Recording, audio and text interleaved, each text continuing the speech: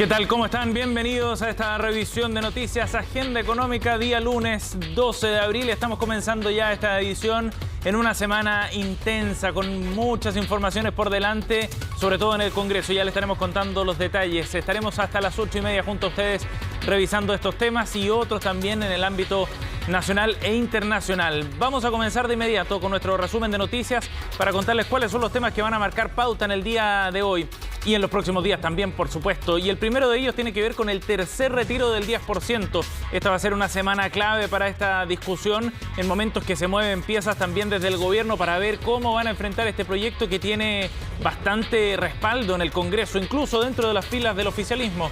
Diputados de RN, de la UDI también están apoyando esta iniciativa. El miércoles pasará a la discusión en la sala y podría haber votación después de que se apurara el trámite de esta iniciativa que busca entregar un tercer retiro de los fondos provisionales a los chilenos. Ya les contaremos detalles del ambiente político, mientras el gobierno ha anunciado que irá de todas maneras al Tribunal Constitucional. También estaremos revisando otros detalles en relación a un debate que va a tomar forma también a partir de esta semana, porque comienza la discusión sobre el salario mínimo. 500.000 pesos, esa es la meta que ha propuesto la CUT, la Central Unitaria de Trabajadores, principal contraparte en la negociación del gobierno sobre esta materia. La cifra está muy por sobre lo que hay hoy día en torno al salario mínimo, pero es una discusión que se da en un contexto además muy particular. Por un lado, con tasas de desempleo mucho más altas, con pérdida de puestos de trabajo producto de la pandemia, y por otra parte también con la necesidad de millones de chilenos de generar más recursos en momentos de debilidad económica. Los detalles también en instantes. Por otro lado, hoy día el fútbol también estará marcando la pauta económica, claro, porque las acciones de Colo-Colo, cerca de 34 millones de acciones, salen a la venta en un remate que anunció la semana pasada la empresa y corredora de bolsa, Larraín Vial. Saldrán a la venta el día de hoy en una movida bien importante porque podría determinar el futuro del control de Blanco y Negro, la concesionaria a cargo de Colo-Colo. Tiene un precio, la acción que saldrá a remate hoy, un 10% menor a lo que estaba pidiendo Aníbal Mosa por su paquete accionario. Se presume que lo que sale a la venta hoy día son las acciones de Leonidas Vial y Gabriel Ruiz Tagle. ¿Quién será el comprador? Es parte de lo que va a marcar también la noticia en el día de hoy. Por otro lado, a nivel internacional, hay un tema que cobra fuerza en el mundo y que es materia de análisis. Tiene que ver con la multa que impuso China al gigante tecnológico Alibaba, 2.400 millones de dólares, acusado de problemas de competencia, de abuso de posición dominante, dicen desde el regulador chino. Pero claro, esto se da en un contexto en que Jack Ma, el fundador y líder, el multimillonario dueño de Alibaba, ha sido cuestionado precisamente por las autoridades chinas por sus duras declaraciones y las críticas que planteó en su momento. Recordarán ustedes que después de unas declaraciones de ese calibre estuvo virtualmente desaparecido Jack Ma, sin apariciones públicas durante largo tiempo, y se entendió que era una señal política la que estaba dando el gobierno chino para que se silenciara de alguna forma. Esto está directamente vinculado también al escenario político que se vive en aquel país. Y por último, vamos a revisar detalles de cómo ha partido el mercado en el día de hoy, con fuertes caídas en Asia. En India las bolsas llegaron a caer más de 3%. También lo hicieron en Nueva Zelanda, en Hong Kong, en China, y todo con un factor que pareciera ser común. Tiene que ver con el resurgimiento de los contagios, sobre todo en el caso de India, por ejemplo, donde hay preocupación por la velocidad a la que se puede expandir el coronavirus. Y por otra parte también con ciertas advertencias que hizo China, que luego tuvo que salir a aclarar respecto a la efectividad de su vacuna. Esos temas han marcado el inicio del mercado bursátil en ese sector del mundo. En Europa a esta hora el IBEX de Madrid cae 0,83%, la bolsa de Londres, algo más plana, pierde 0,3%, y el cobre, ojo, está retrocediendo también por sobre los $4 la libra, 4,2 para ser precisos, pero cae 0,3% también en el inicio de la semana. Bien, 8,6, este es nuestro resumen de noticias para partir Agenda Económica. Y vamos a ir de inmediato a nuestra sección en la que revisamos las portadas nacionales e internacionales seleccionadas para el día de hoy. Vamos a comenzar de inmediato revisando el diario Economía y Negocios, que destaca que el monto de las inversiones aprobadas ya por el trámite ambiental retrocede un 24% en el primer trimestre del año. Iniciativas que tienen luz verde llegan a 4.958 millones de dólares en los 3 primeros meses de 2021. Así lo consigna el informe que elabora la Cámara Chilena de la Construcción en base a todos los planes que se ingresan al sistema de evaluación ambiental. Y hay una caída fuerte en comparación al mismo trimestre, pero del 2020, claro, en un momento que todavía estaba marcado por la prepandemia. En otro de los titulares, Viña Santa Rita se enfoca en su canal online y apuesta a crecer sobre un 10%. Interesante desde el mundo de los negocios, como distintos sectores y no los tradicionales se van acostumbrando también al sector de la venta online en medio de la pandemia. Y por último, revisamos un poco más abajo otros detalles. Pese a la alza de contagios, los estrategas expresan optimismo por el desempeño en la bolsa local y el repunte del IPSA ya lo lleva cerca de los 5.000 puntos, básicamente por el exitoso proceso de vacunación, destaca el Mercurio. Bien, nos vamos a revisar ahora otra de las portadas del día de hoy. Seguimos adelante con la revisión de los titulares de la prensa nacional y vamos al suplemento Pulso del diario La Tercera, que destaca el atochamiento en el sistema judicial, producto también de la pandemia, que complica a las empresas demandantes. Lo destaca en su análisis el diario Pulso en el día de hoy. Por otro lado, la crisis sanitaria, dice otro de los titulares, favorece el omega 3 en el grupo Angelini, un área de negocio que ha ido explorando y ganando más fuerza para este sector, para este grupo más bien, en los últimos años. Y en otro de los titulares, Bank of America apuesta por un aumento de 25% en las ganancias corporativas en Estados Unidos en el primer trimestre. El segundo podría venir aún mejor, dice el análisis del banco norteamericano, después de un año que ha estado, a pesar de la pandemia, marcado por fuertes alzas en Wall Street. Así lo destaca el diario Pulso en su edición de hoy. Y bien, nos vamos ahora al diario Financiero para revisar detalles de su portada, donde se analiza la discusión sobre un eventual royalty minero en nuestro país, una revisión de este proyecto.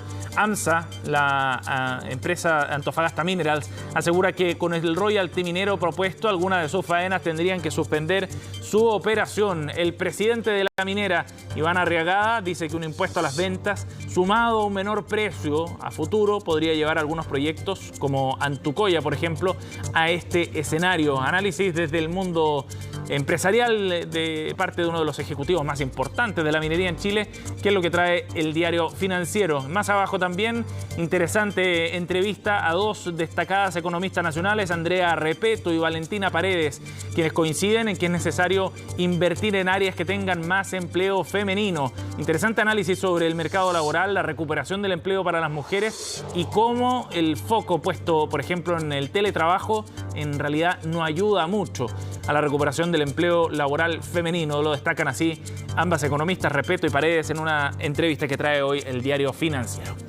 8:10. Momento de ir a revisar también la prensa internacional. Y vamos a partir revisando lo que trae hoy el diario The Wall Street Journal en su titular principal, donde destaca una investigación que se está llevando adelante contra Google. Está radicada en el estado de Texas y ha ido cobrando fuerza esta discusión porque acusan básicamente a Google de una tecnología que les permite controlar los precios de los anuncios en Internet.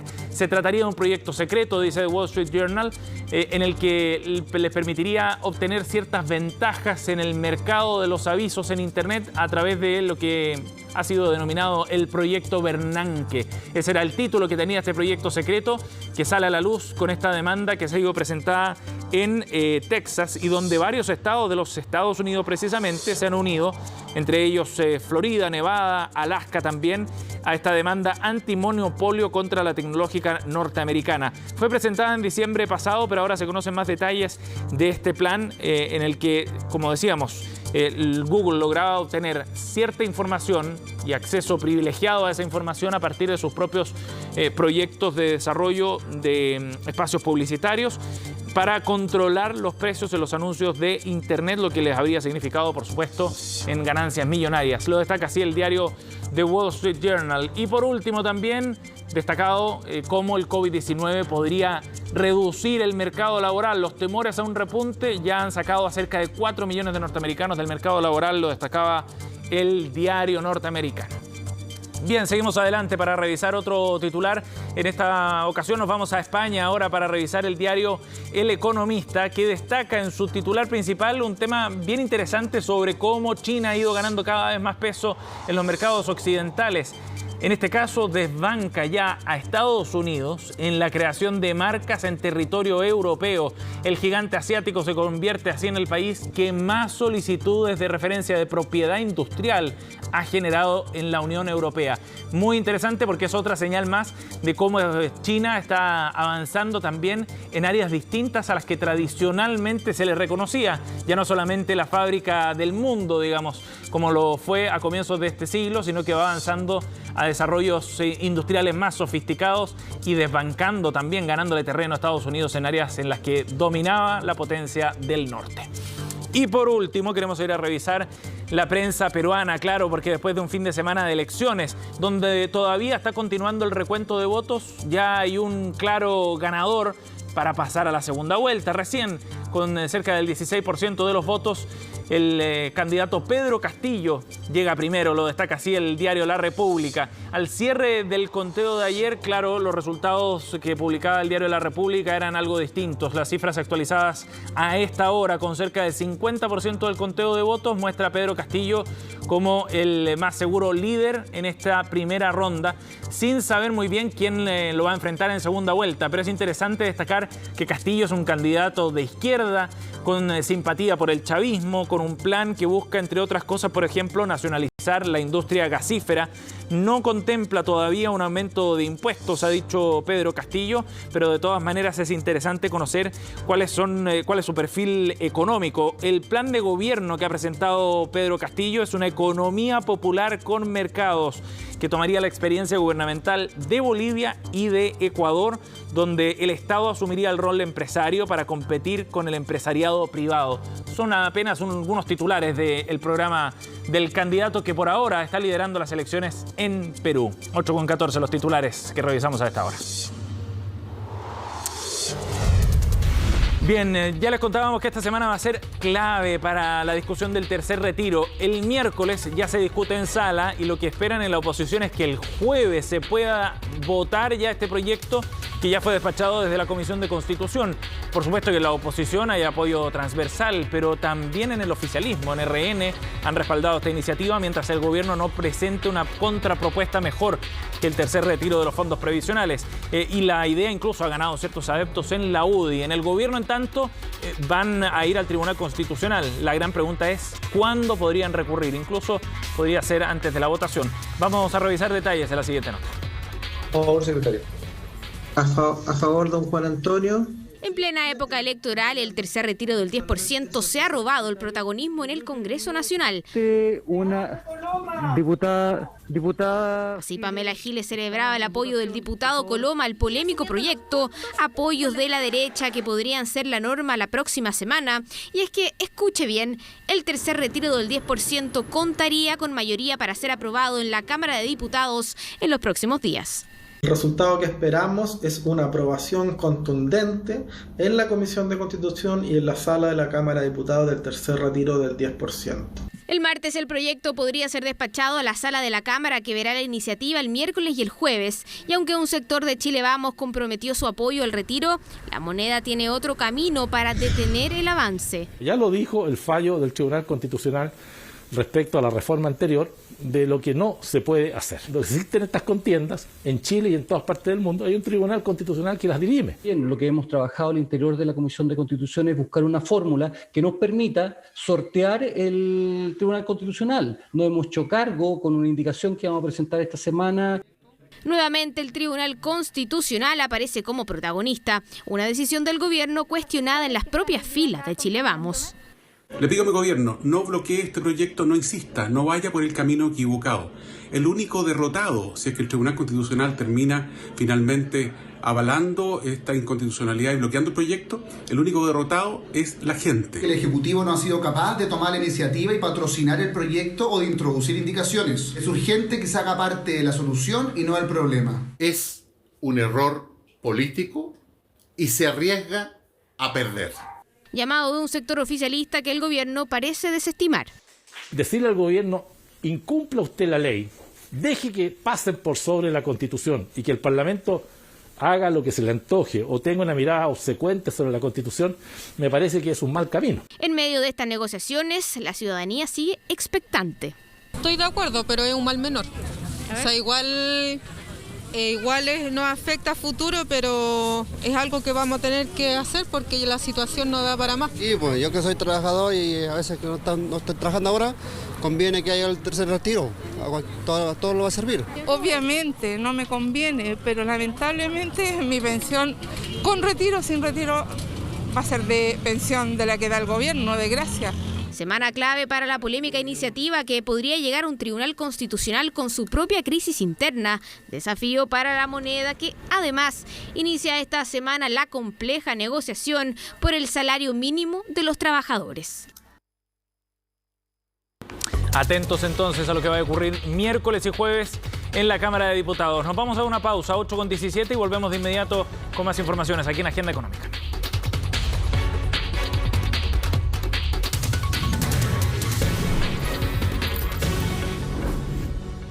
Gente que responde.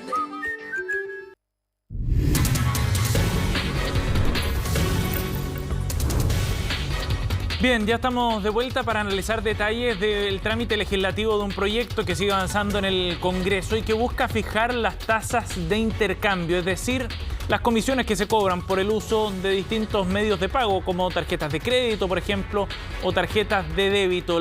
La iniciativa va a ser discutida en la Comisión de Economía de la Cámara y queremos abordar este tema con una perspectiva distinta también. Estamos en contacto a esta hora con Ángel Sierra de FinTech Chile, que reúne a la Asociación de Empresas Financieras de Tecnología en nuestro país. Gracias por conversar con nosotros, Ángel, muy amable. Hola Sebastián, buen día. Gracias por la invitación. Bueno, Ángel, partamos por una definición bien básica de posiciones. ¿Cómo ven ustedes desde FinTech Chile el desarrollo de este proyecto que, como decíamos, lo que busca es fijar exactamente cuál es el monto máximo que se podría cobrar por estas transacciones? Sí, de acuerdo. Bueno, es una política pública necesaria. La realidad es que, dada la digitalización del dinero, hoy esto se convierte en infraestructura crítica para un país. Todos los rieles por donde va a correr el dinero de un país. Ahora, el gran desafío que tenemos con este proyecto de ley es que el costo transaccional no se vaya a ver incrementado. ¿Cuál es la situación actualmente? Veníamos de un único operador llamado Transbank, el cual tenía unos costos de procesamiento ya establecidos, muy competitivos a nivel Latinoamérica, pero hoy con la migración al modelo de 4 partes, una iniciativa que impulsa el gobierno hace 2 años para abrir la competencia en el mercado de pagos, genera que las tasas de intercambio suban, es decir, que las marcas Visa y Mastercard unilateralmente están planteando unas tasas de intercambio que van a incrementar el costo transaccional. Entonces, el punto clave en este momento con el proyecto de ley es que naturalmente esas tasas de intercambio no vayan a incrementar el costo transaccional en el país. Esto automáticamente golpearía a los comercios y a nosotros como ciudadanos, incrementarían las tarifas. Ángel. Así que lo clave es que las tasas de intercambio sean acordes a lo que teníamos e inclusive bajen, porque ahora tenemos más competencia, más tecnología y mayor volumen transaccional. Entonces, Ángel, en ese sentido, ¿ustedes ven como algo perjudicial el proyecto? No, es correcto, se tiene que hacer. Lo importante es que cuando se definan las tasas, porque entonces también hay 2 instancias, como está en este momento el proyecto de ley, tiene un espacio de 15 meses para que un comité conformado por el Ministerio de Hacienda, la CMF, el Banco Central y la Fiscalía Nacional Económica definan las tasas de intercambio. Eso sucede 15 meses después.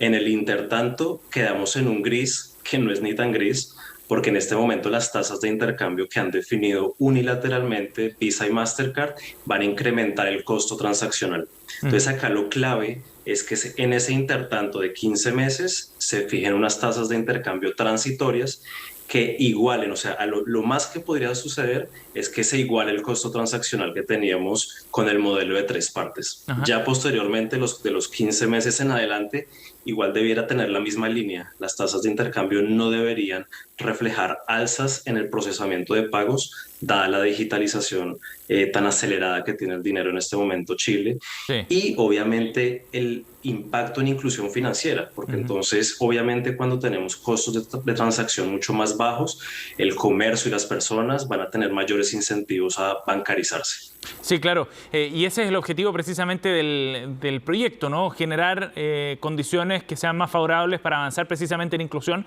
y para ir fortaleciendo estos canales de venta online o de venta digital. Ahora, Ángel, ¿por qué es necesario avanzar en este tema cuando se habían logrado también otros avances como el desarrollo de este modelo de 4 patas, como se conoce, ¿no? Que buscaba avanzar precisamente en incorporar a más actores en este mercado de medios de pago? Sí, bueno, acá la situación es que el mercado de pagos es una cadena, de hecho le llamamos cadena de pagos. Cuando hablamos de 4 partes, estamos hablando del emisor, que son los bancos, por ejemplo. Tenemos al adquirente, que puede ser un Transbank, pero ahora está entrando Getnet y toda esta parte de apertura de mercado que se está dando. Posteriormente viene el comercio y finalmente viene el usuario. Ahí están las 4 partes. Entonces, al ser una cadena hay que sincronizarla. Y de hecho, el hilo conductor de esta cadena se llaman tasas de intercambio, porque las tasas son las que desde el emisor fijan los costos de transacción que finalmente viene pagando el usuario.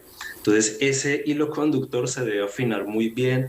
Esto ya es tendencia a nivel global. Por ejemplo, Europa demuestra cómo la regulación de tasas de intercambio llevó a que más comercios adoptaran POS, más personas adquirieran más tarjetas, disminuyó el uso del efectivo, que por cierto, y sabemos que el efectivo se presta para narcotráfico, armas, los negocios que no queremos, la informalidad de la economía se da en efectivo. Así que este hilo conductor es muy importante regularlo a nivel global, ya se hace, y lo importante es que sea de tal nivel que efectivamente se maximice la inclusión financiera, y no por el contrario que vayan al alza y nos pase lo contrario, y es que sigamos manejando mucho efectivo.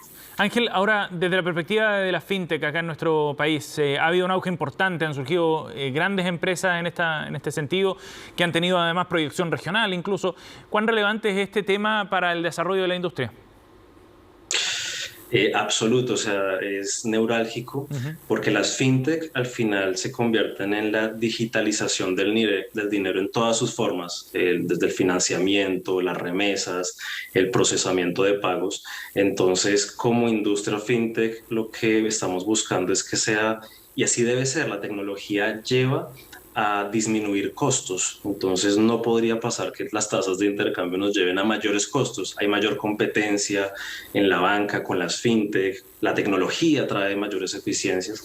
Entonces la clave es que el costo transaccional sea bajo para que lleguemos cada vez a mayores sectores de la población que hoy están desbancarizados. Entonces es clave tanto para las fintech como para el país, para el comercio. Esto le impacta al comercio, a la banca, a todos. Es un tema muy importante y debemos todos unirnos a que el costo transaccional no le incremente al país. Sí, desde ese punto de vista, Ángel, ¿cómo está Chile en relación a otros países de Latinoamérica, por ejemplo, entendiendo que este es un tema, como dices tú, neurálgico y que puede definir también parte de la competitividad del sector? Chile lo viene haciendo muy bien. De hecho, Chile es un país líder en la digitalización del efectivo. Sin embargo, nos pasa lo de todas las industrias. Nos comparamos con Latinoamérica y estamos bien, pero nos miramos con el resto del mundo y estamos bien quedados. Así que las oportunidades, llama la atención que con la pandemia el incremento del efectivo fue importante, medianamente entendible. Muchas personas, quizás para economía en efectivo, se fueron a las plazas de mercado, al comercio informal. Entonces se generó una importante entrada de efectivo a la economía. Entonces allí tenemos que retomar. Entonces Chile está bien a nivel Latinoamérica, tenemos que compararnos con el nivel global, dado que se digitalizó o está en proceso de digitalizarse la economía. Entonces debemos tener todas las condiciones propicias para que toda esta cadena de pagos que mencionaba esté sana y lleguemos a donde queremos en términos de población y mercado objetivo. Sí, claro. Ángel, gracias por conversar con nosotros. Vamos a ver cómo avanza el trámite ahora en la Cámara de Diputados de este proyecto. Muy amable. A ti, Sebastián. Muchas gracias por la invitación. 8:29, estamos cerrando así Agenda Económica. Gracias por acompañarnos. Ya viene Conexión Global con Jacinta Molina. Que tengan un buen día.